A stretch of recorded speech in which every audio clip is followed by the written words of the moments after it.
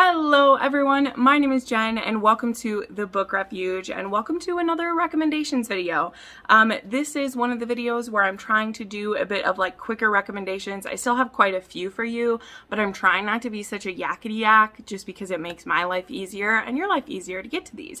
But before we dive into these emotional reads that just absolutely wrecked me, we do have some new channel members to welcome. So if y'all don't know, I have channel memberships available through YouTube. You can see more about that down in the description. But today we're actually welcoming 3 new members, which is amazing. We have Megan, Haley, and Deanna.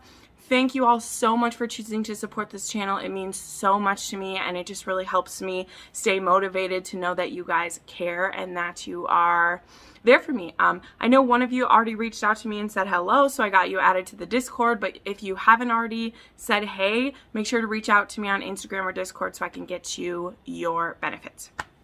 But also one other thing, I finally got a sweater from Fugly Barbie, and the thing is that there are so many cool ones to choose from. And I ended up going with romance novels are my therapy just to start with. I will probably order more of these, but I wanted one of the crew neck sweaters just because that's the comfiest for when I'm sitting around home. And I just like how bold this was. I did not plan to have my nails match, but I'm actually pink right now. So anyway, I'm not sponsored by them. I just love them. When I see their stuff on Instagram, I want it so much. So definitely check out Fugly Barbie on Instagram. Their shop is on Etsy though, but it's so cool. But anyway, okay, so we are doing emotional reads today. One thing I gotta say at the outset, a lot of things get me emotional, okay? I think some of you who remember when I used to have like weekly vlogs, and even now when I vlog now and then, I'm a super emotional person. It's one of the reasons I love romance. I will cry from books, movies, songs, like anything can get me teared up. So this isn't a super huge feet, but the way that I like built this list is just books that I love so much that just gave me those feelings, and when I think of that book, it can almost bring me to tears, like just thinking about the book, not just moments in a book, right? Because like I was just listening to one today where I'm like, oh, and start like tearing up, but ones where I like either cried multiple times or the general like feeling of the book just made me so emotional, okay? So some of these you probably should know, and one of them we'll be starting with because I just read it last week, and that would be Still by Kennedy Ryan. Like I said, I'm going to try to keep this video a little bit shorter. So what I'm going to say is that this is book 3 in the Grip trilogy. It's more of like a prequel and then 2 books. This is about a white woman and a black man. He is a rapper. She is his manager. They've also been longtime acquaintances. They had a misfire when they were younger. And Grip, he has been pining after Crystal for a lot of this time. This relationship is so beautiful, and there's a lot of turmoil that happens in Grip. There's still some turmoil that's happening in Still, but a lot of the turmoil and things are all like externally happening to this couple. This is something I recently discussed with one of my friends, is that I really appreciate a good external struggle that we can fight together. Internal struggle is also important for a novel just because it keeps your characters from being one-dimensional and boring, but a certain level of angst can be like tiring after a while, and I feel like the internal angst was really high in Grip, but then in Still, it was more a lot of like external things happening to this couple, and watching how they just bonded tighter and tighter together until they are one, and it was so beautiful. I love it so much. Then y'all, this won't be much of a surprise, so we'll just go real quick. That would be The Takeover by TL Swan, not by Kennedy Ryan, by TL Swan. This is book 2 in the Miles High Club. This is about, these are like billionaire romances. This is a not widower, that's a man. This is a widow romance. This is an older woman romance. This is a single mother romance. And this has some of the funniest scenes you'll ever see, and some of the most heartbreaking, because this book is real and raw and fantastic. And this just fits emotional for me because it will have you flying high and it will have your heart breaking, but it ends you in a place that is so beautiful. Smart Women Read Romance just spoke about this book on their podcast. If you've read this book, I highly recommend you check out their podcast because it was so much fun listening to. And if you haven't, At the beginning of each of their episodes, they have a little bit of a non-spoiler section, so maybe go listen to that. Or you could check out my favorite books of 2020, where, spoiler alert, this was my favorite book of 2020, if you want to see me gush some more about Tristan Miles, okay? Then also, see, people who know me, well, a lot of these won't be a surprise. We have Twisted Emotions by Cora Reilly. See, emotions is even in the title. This is book 2 in the Kimura Chronicles, but this is book like 10 in the overall story that Cora Reilly is telling. Sorry, the light is not going to like this shiny cover. This is an arranged marriage between a Las Vegas mob member. He's the brother to the capo there, and then a girl who is the daughter of a traitor. Like, her father was killed because he betrayed the New York Familia. And she gets married off for this truce. And she basically believes her husband is going to kill her on their wedding night because she's not a virgin. She was raped as a child. Okay. It's real bad. But she ends up married to a man who is there to, like, help her fight her demons. And neither one of them understands that when their relationship starts. Nino sees himself as unfeeling and unemotional, but that quickly is shown to be otherwise. And this book will also break you into a million tiny pieces. You've been warned. Yep, I did it. I did it. Then A Heart of Blood and Ashes by Milla Vane, right? This book takes you on so many emotions. A lot of them will be female rage. Like, I'll just tell you, you are going to be really pissed at this hero for 85% of this book. But the world that Milla Vane has created and the situations that Even and Matic are put into to try to save the world is so epic. And I love that this book, I say it again and again whenever I bring it up, this book is 100% romance and 100% fantasy, okay? It is a high fantasy, alternate world. There are dinosaurs and dragons and all these crazy things. And this is a barbarian romance. And it is a woman who is physically not just the normal way that a woman is weaker than a man. Like, she is damaged in a lot of ways. She has been horribly abused. There are a lot of trigger warnings for this one, by the way. Sorry. I realize this isn't a dark romance video. There are a lot of trigger warnings in this one as well. If you didn't get that from my explanation, I need to be saying my trigger warning. Sorry. But Even is just such a shining... She just shines. And Matic, he gets with the program. It takes longer than we want it to, but when he does, it brings this beautiful... it's so hard to put into words. It's too hard to put into words. But you will go on a roller coaster with this book, and some of it is rage, and some of it is just utter heartbreak at the things that have happened to Even. And when it feels like these two are going to pass each other in the night, when it feels like it can't possibly work out, and then when it does, there's just this triumphant feeling that it gives you. So this one gives you more emotions than just pain. I'll say that. Then this is a random one. I haven't talked about this series in a long time, but specifically I want to talk about Love Her or Lose Her by Tessa Bailey. This is the second book in a trilogy called like the Hot and Hammered series. And it's about like construction people and these... It's interesting. It's cool. But this one is about a marriage in trouble. This is about a couple that they've been together since they were like teenagers, basically. But we have a psychologically wounded hero, okay? He did quite a few tours, and he's come back, and he does not express himself well at all. In fact, he can seem unemotional. But the one thing that these two do not mess up is they have a great sex life. But what comes to it is that, so like sex has never been like taken away from their relationship, right? But there are still ways that a relationship can break down when you're not communicating correctly. This was so beautiful to me. This book talks about love languages, which I don't bring up too much on this channel anymore because I haven't read a ton of books that really pointed out to me the way that this one did.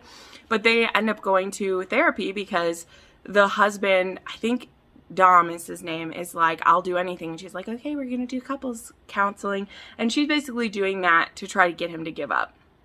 And so if he wants to keep her, he has to be willing to share his feelings and to fight for her. And I just loved how like real and grounded this felt, because we all know a couple who's went the way that they're going, And it is good to know that, you know, you can save it if you want to dive into that and make a go of it.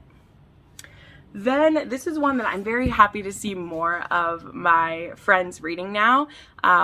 This is an extremely emotional story, and I will tell you, like, it's not categorized as a romance, but it is a romance, and I'm saying that so that you know that there is the promise of a romance, okay? Even though it will seem like there's not. I wouldn't recommend it if there wasn't. And that's Lovely War by Julie Berry. I read this book a couple years ago now. I desperately want this author to write another book. Like, this is a YA historical fiction, but it's also not, because this story is told to us through the perspectives of Aphrodite, Ares, Zeus, Hades. They all have a little part of the story to tell. Because at the beginning of this book, Aphrodite is being put on trial by her husband Hephaestus, who catches her cheating on him, and he is like putting her on trial basically. And she's proving that what she does, the service that she provides, is very valuable as being the goddess of love. And so she proceeds to show us two different stories of couples that she helped bring together during a time of war.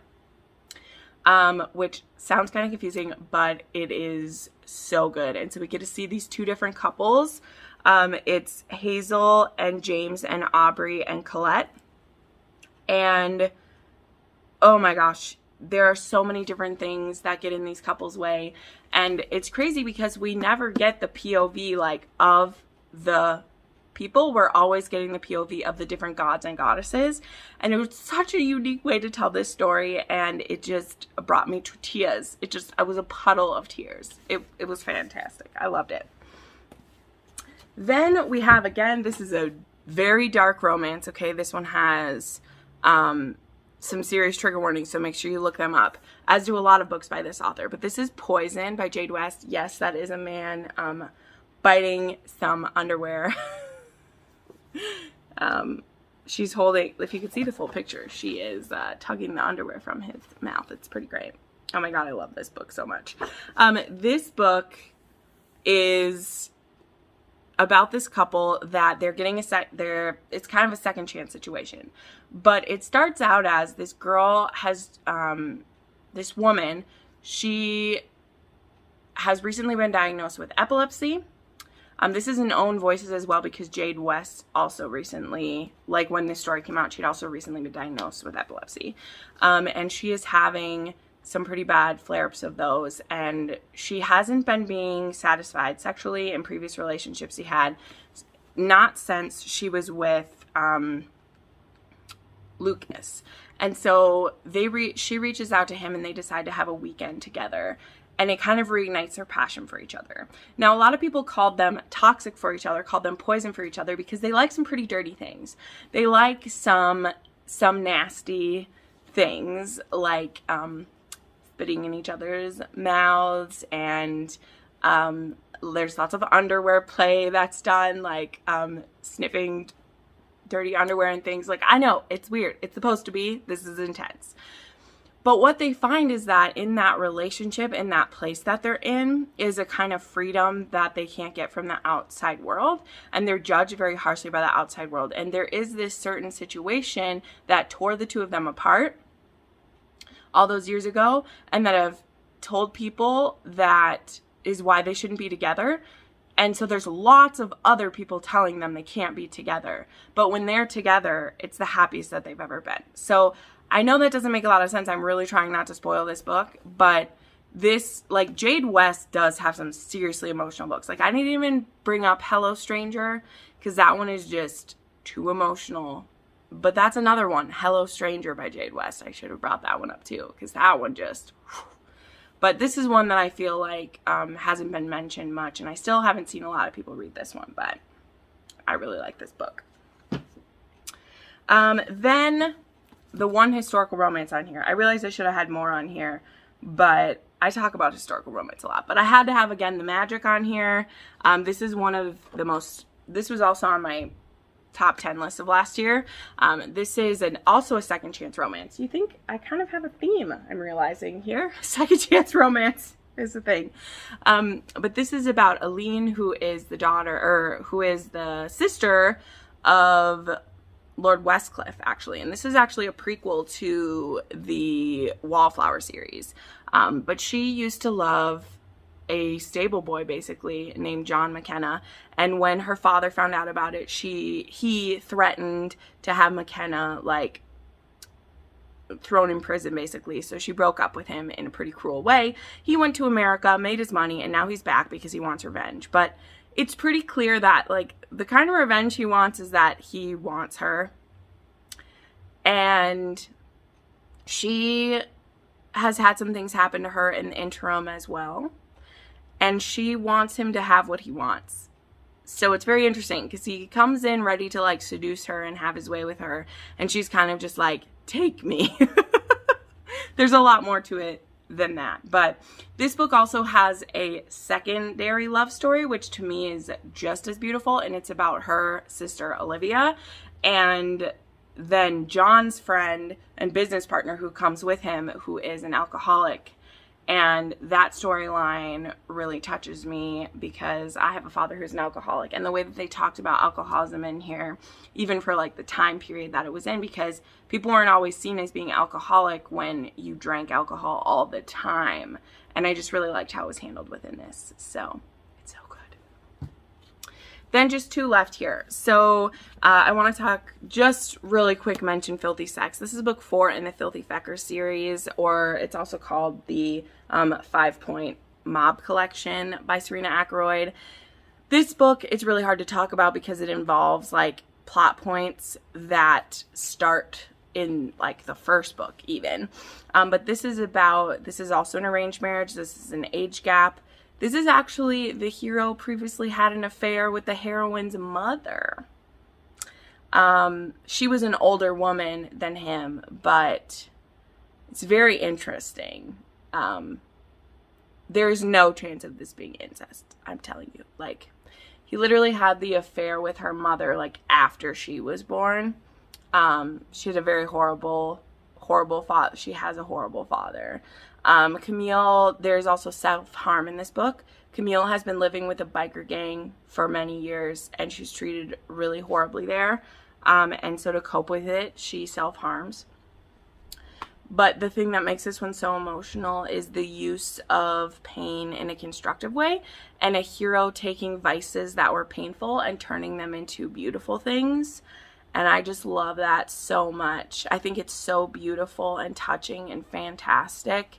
And every book in this series is wonderful, but this is a thick bitch, and I cried multiple times because our heroine, she's so wonderful and broken. And this hero, the way that he saves her, and not in a hero complexy way, like he is her savior and helps her learn to handle things on her own, but also you don't have to do it on your own because I'm here for you. I just love it. I love it.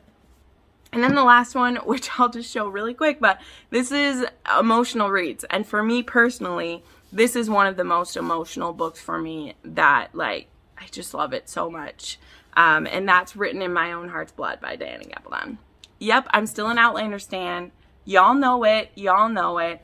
But I cried so many times when reading this one just because this isn't even the end. You know, like, we have more books coming, which hopefully soon, since she's finished the 9th one. But the emotions that I feel in this when we get to see different characters going through things, when, you know, I have to be super vague because this is book 8 in a series. But Diana just has a way of just ripping it out of me. This series is not technically a romance because we don't have an HEA ending, as it were. I mean, it is like happy for now with some people. This is more like historical fiction or historical romance in certain parts, but I don't care. The romances in the series are my favorite part. The relationships are my favorite part. Familial and, like, you know, friendships, they're my favorite thing. And so for me, the emotions that she's able to pull out of me are just untouched by a lot of other stories. So Okay, there we go. There are some books that make me super emotional. I'd love to hear what your favorite ones are. This is, again, just a fraction. I cry at the drop of a silk chemise to the ground. I don't know what to say there. But these are ones that, like, I look at the book and I can start to get choked up because I'll be like, oh yeah, that happens.